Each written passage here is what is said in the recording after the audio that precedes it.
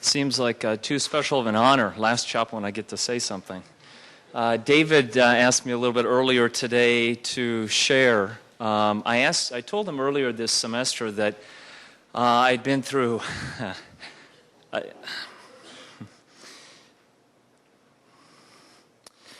one of the most difficult times. I hope I can get through this story. One of the most difficult times in my life, I think I said maybe the first or second week, there was a slot and he felt like it was a good time. I would share this story. And this is only the second time I've publicly shared this story. I don't know if that's, if I should have done it more or not, but this is just the way it is. And so this is a story about my son. I hope I can get through this story. This is a tough story. In 2006, I was teaching in an MBA program in Los Angeles. And at the time, my wife and I had lived in Los Angeles for about 2.5 years. And we had a marvelous life. And in the spring, I wanted to go back to Taiwan, where I worked for a couple of years teaching. And so I contacted my old university. This is a university that I deeply loved, actually didn't want to leave. Many of the individuals there I shared the gospel with, and I had some very close relationships. So for me to go back there and teach for a summer was a kind of joy. So I contacted them, and I said, I'd like to come back and teach, and they had a weekend EMBA program.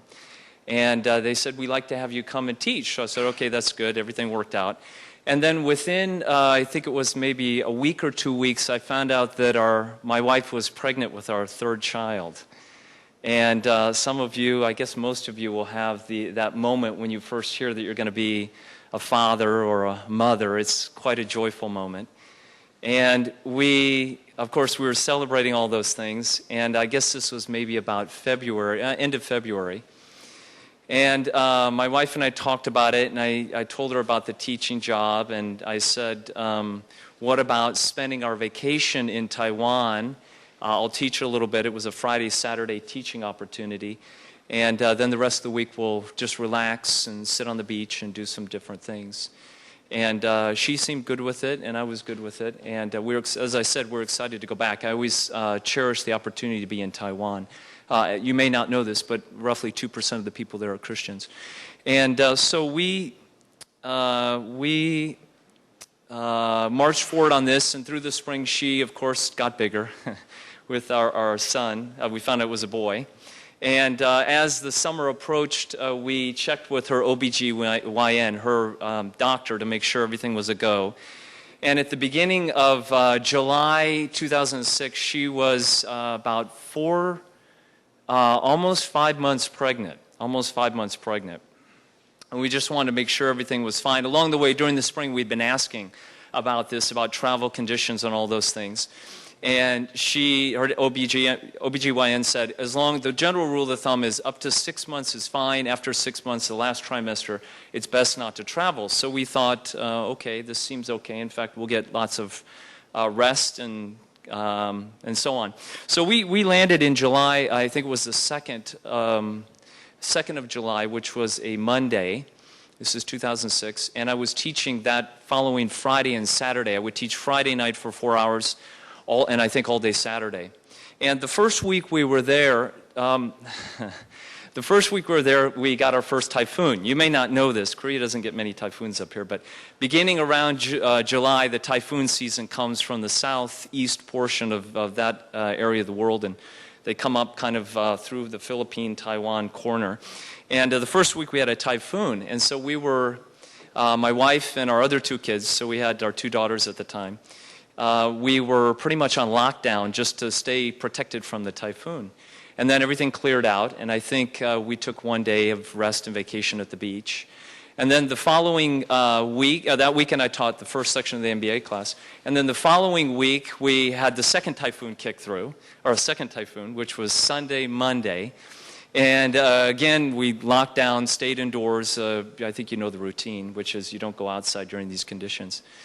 And then after that, that next Monday or Tuesday, we headed down to Canting, which is a kind of beachfront resort area.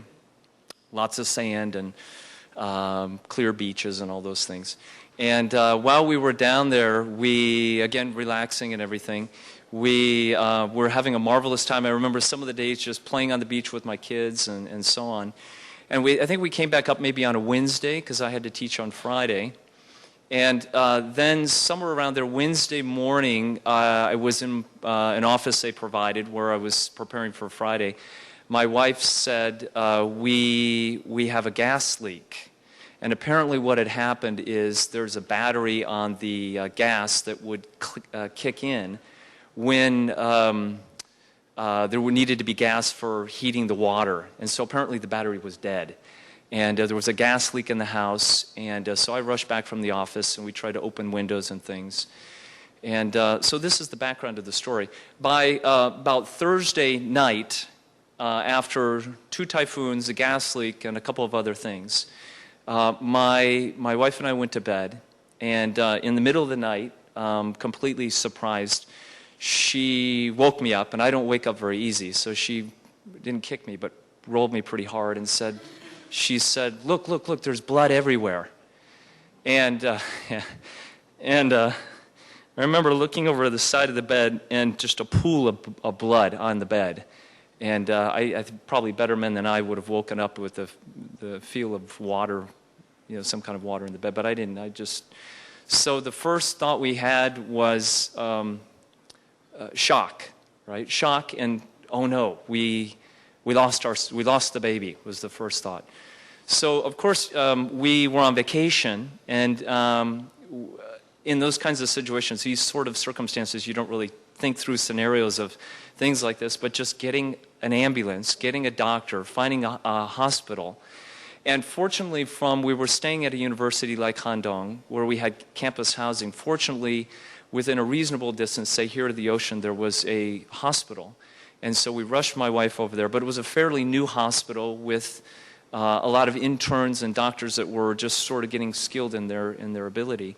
And they said, of my wife, they said, of course, there's some communication problems along the way, but they said she's bleeding and she's actually started to have contractions. Okay, so my wife at this point is about five and a half months pregnant. End of July would have been 6 months. And contractions means the baby is coming. And for those I'm talking about the story about Johan, my son, so some of you know my son. And he, so they, for the next 12 hours, they tried to slow her down with medication to prevent the contractions. And I'm not a medical type person, so I don't know the process of hormones being released and those things. But nonetheless, this started to happen. And thankfully, the doctors were able to slow things down for her, and to the point where the bleeding almost stopped and the contractions slowed down. But the doctor that we saw said for the next 3+ months, she's got to stay in bed. And she can't move. She's in bed, she's not going anywhere, and you'll have to hand feed her. She'll have to have a bedpan where she's using the bathroom from the bed. They said absolutely, positively, she can't move. And now, so I have our 2 other daughters, that the logistics of feeding them and doing different things were there. And so this process, we didn't have anything. We didn't have any of the normal, what you would say, support mechanisms for this kind of crisis, which is close friends. We had some very close Taiwanese friends, but family members or even a car, any of those things. We didn't have any of that. And what it did was we were just totally vulnerable. We had absolutely nothing we could do. I mean, we were so dependent on God, and all we could do was constant prayer. Lord, what do I do here? How do I think about this? Lord, help. Help, Lord. And these were the early early feelings, early reactions to her complication. This really was a crisis. And so things stabilized over a 2 to 3 day period, and eventually she came out of the hospital, and they said literally she can't move, she can't fly, she can't go anywhere. And so I didn't know what to do. I mean, I was hard pressed to know what to do about this. And so I had a full-time job in Los Angeles. I immediately sent an email back to my boss. He was in charge of the MBA program, and I said, look, I'm here for I don't know how long. And I just want to let you know, I know I'm teaching in September, but I said, I have no idea what this looks like. And I said, please, I was begging, please pray for us. And of course, lots of emails to friends in the U.S. asking for a prayer, and including our Christian fellowship that we had in Taiwan, where very close Christian friends that were praying for us, consistently praying for us. And so we were back in the room, and I didn't really know where to go. I mean, I felt sort of cornered, couldn't take my wife on the plane, couldn't do any of these things. And so we just slowed everything down, basically to a crawl. I asked the faculty at the university if somebody could substitute teach for me for the next 2 weeks, because it was a 1-month teaching program, Fridays and Saturdays. And one of my friends took over for me. And so we just slowed down, settled down, and I just day to day, or moment to moment, hour to hour, just trying to take care of my wife, Vani, and the kids. And so my wife stabilized for about two or 3 days. And it seemed like everything was fine. She was staying in bed. Again, we didn't know what to do, didn't have any answers.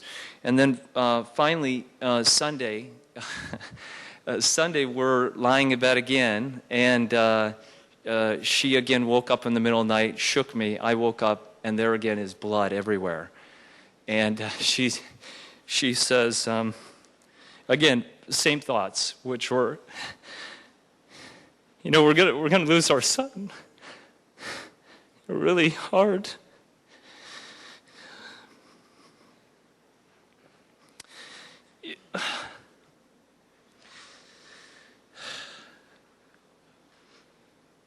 So, I think back on what, in my life, what would be the hardest thing to lose? And you picture like Abraham with Isaac, taking his son up to be sacrificed. I don't know, if there's anything more intense for a parent to lose a child. So we again ran in. I had a close Taiwanese friend, probably still my closest friend. He who's not a believer, who we called him. He rushed over, and the ambulance. We decided there had to be a better hospital, so we rushed her off to a national hospital. It's called the Veterans Hospital, and it's about maybe 20 minutes away. And again, she's in a very volatile position. We don't know bumps in the road, those kinds of things, if it means the baby's coming. So anyways, we got in on Sunday, and early in the morning, and again, same process. They tried to stabilize her with medication. And unfortunately, now in hindsight, because my wife's a nurse, she said that they were using some medication. It was probably not the best. But anyways, they were really trying to do their best for us. And so we had another day and a half when she seemed to stabilize again. The bleeding slowed down and no more contractions. And they eventually, things stabilized. And then I'm trying to help my family through all this and do the things that I could do. I could only do what I could do. I could only focus on the minute of keeping my eyes on the Lord and taking care of little things that I could manage and praying as best I could. And she... and I'm forgetting one major piece, which was through this process, like I said, we realized we had absolutely nothing. We had nothing we could do. We could pray, but we didn't know where to put our mind. We didn't know where to set our heart.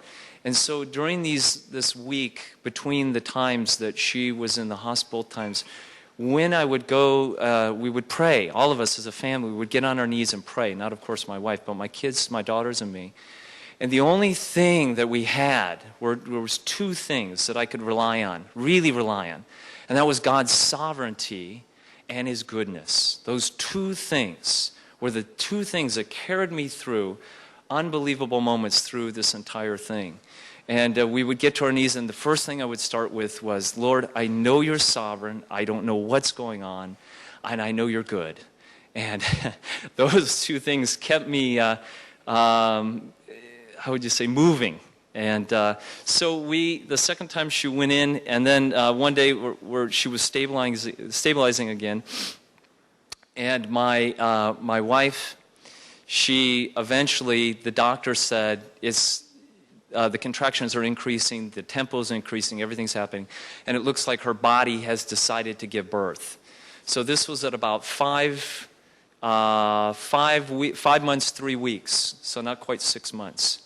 And on July 24th, 2006, she gave birth to my son.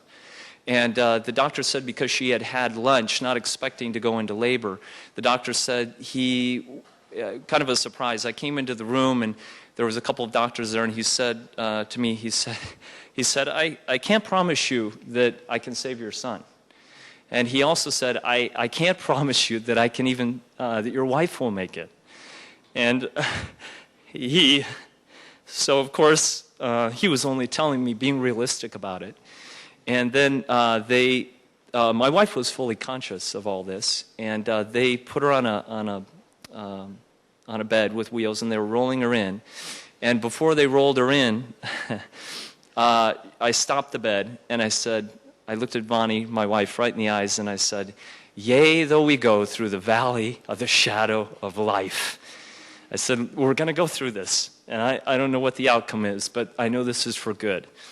And so she went in, and within an hour, they did a, what do they call this? C-section, thank you. They did a C-section, and Johan was born, and Vonnie was fine. She was stable. And although she had some complications, but she was stable. And when my son was born, he was born at 1 kilo. Now, I have a picture, if you have it, of what he looks like. A little bit hard to see. He's in an incubator there. You have a second photo? So you can see a photo of him. This is how big he was. This, called Toot, is behind it. This is actually after a week and a half, so he's grown considerably. We have another picture where he's about this size, a little bit longer, but he's about this big. Fits in your hand. Okay? So he's not even 6 months.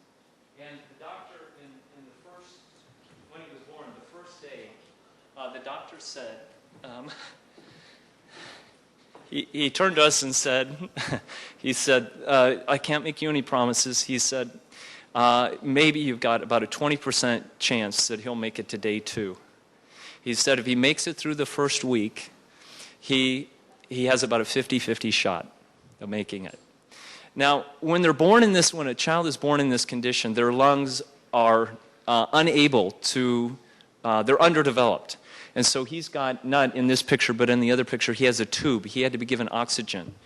And he's basically, the tube comes out and he's gone. He's dead. He can't breathe on his own. His lungs aren't developed enough.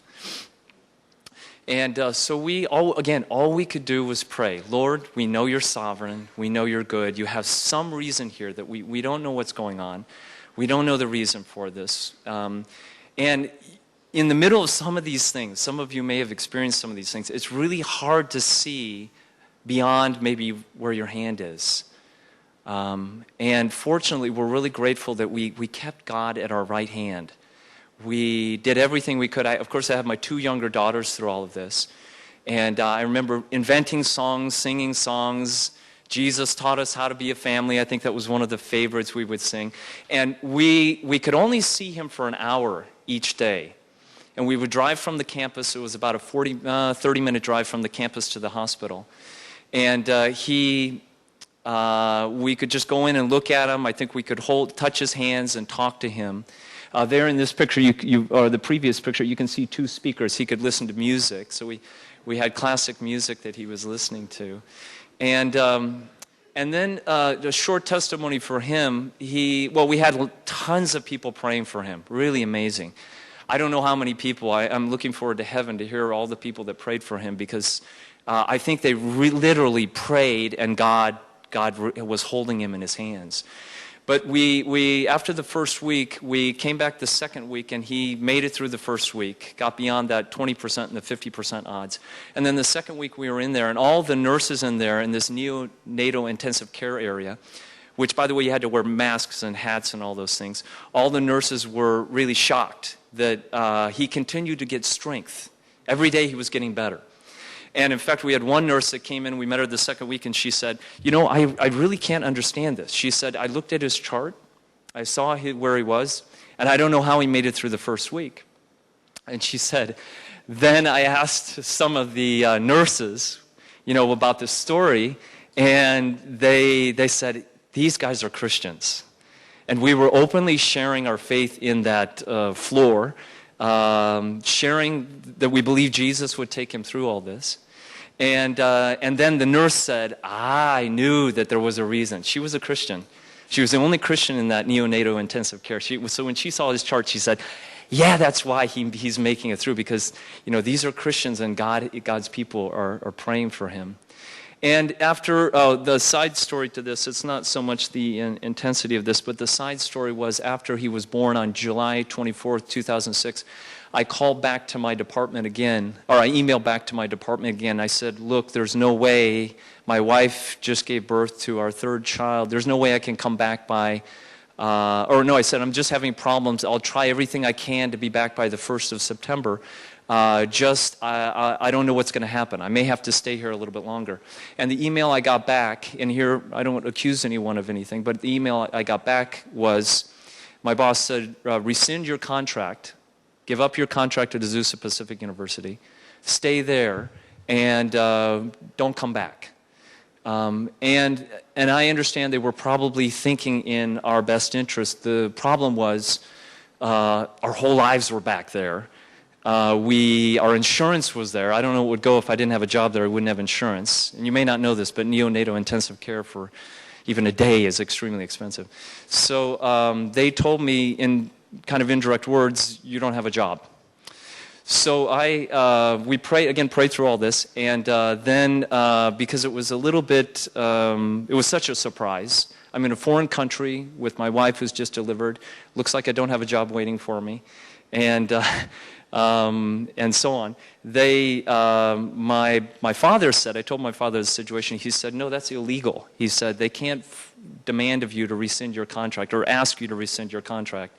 This is one of those things that's protected by state law. So I contacted the HR department of this university, and they said, they said, they can't say that, and you're protected, you have a job, and let me know what we can do for you. So here I don't blame anyone. It was just maybe some misunderstanding along the way.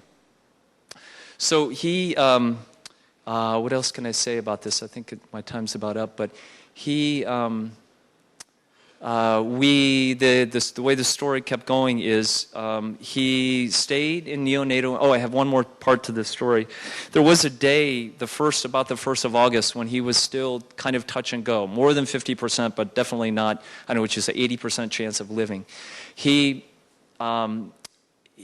was in the neonatal intensive care area, which was on the 4th floor.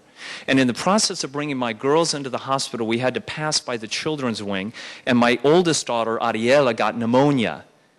So on one day I took her in, and we checked her. They said she's got pneumonia. She's actually got to stay in the hospital. So I stayed with her on the 3rd floor for a week. And I was on the 3rd floor. My son was on the 2nd floor. And so every day with my daughter, she had to have some treatment, and I had to be with her because the treatment was regular. And in Taiwan, they won't have nurses that will do it for you.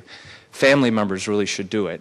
And so I was on the 3rd floor, and then my wife and my other daughter, my middle daughter, Talia, got bronchitis, and my wife actually caught something. I can't remember what she had. So they were down in the emergency room, down on the 1st floor. My son was on the 2nd floor in neonatal intensive care, and I was on the 3rd floor with my daughter for 1 or 2 day period. And again, what could I do? I mean, it was one of those most vulnerable moments in my life. All I could do was pray and trust that something good was, God had a reason for all this. And believe that he was good. I mean, because sort of the natural reaction when these things happen is to blame yourself or blame somebody else or those things. But really, I just had to trust that there was something good that God was going to bring out of this. So both my daughters got better, and then things with my job cleared up, I believe, through prayer. And toward the end of August, I flew my 2 daughters and myself back to California because I needed to start the 1st of September on my job. And my wife stayed with my son. He was out of neonatal intensive care, but he was in the baby wing. And she needed to breastfeed him.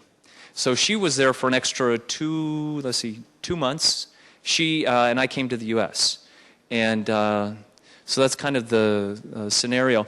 And, in hindsight, when you're in the middle of these things, again, it's really hard to see logically, maybe you'd say, or even emotionally. And I'm really grateful because, the Lord really was a rock to us as a family. We were tested. In hindsight, I can look back and say we were tested. Our faith was tested. And what is it? Isaiah chapter 48, verse 10. Behold, I have refined you, but not as silver. I have tested you in the furnace of affliction. Now, I would never hope or wish those things we went through would happen to anyone else. But in hindsight, I really see something amazing that happened in our lives as a family, and I believe in Johan's life. And one of my quiet times when I came back with my 2 daughters in September of 2006, I was reading through Psalm 20. And I try to be faithful in my quiet times with God and listen, because it's important for all of us. But on this particular day, I had a really amazing sense of God's pleasure that we pass through this with faith. And I was reading through Psalm 20, and it reads, "May He, God, grant you your heart's desire and fulfill all your counsel." Verse 5. "We will sing for joy over your victory. And in the name of our God, we will set up banners." And I don't know what to say about this other than I had a deep sense that God and the angels around were rejoicing in the victory that we had walked through. And not to our credit. I wouldn't say anything was to our credit, really. We had lots of days that were really challenges. We had one day where a new doctor came in and said, he's not going to make it. I mean, when you have moments like that, you cry, you weep, and you throw yourself back at God. We did have those times. But there's good in all this. And really, God is sovereign, and He's good. And so we're grateful for this time that we were really challenged in our faith. I think, do I have one more picture? I can't remember if I have one more. Oh, there's the toot. So there he is. And, just to finish the story, Johan now, his lungs are still not very strong. The first 2 years we were here, he caught pneumonia 4 times. And then the second year we were here, he caught pneumonia twice, along with H1N1. So his lungs are not real strong. So in the winters, we've been very antisocial. We've sort of locked down in the winters because any of us get sick, he's the first one to catch it. And then it's a lot of treatment for him to try to keep him from things getting worse. So it's really hard to know God's purpose in all this. And we trust that in eternity it'll be clear. So hope that was a blessing to you.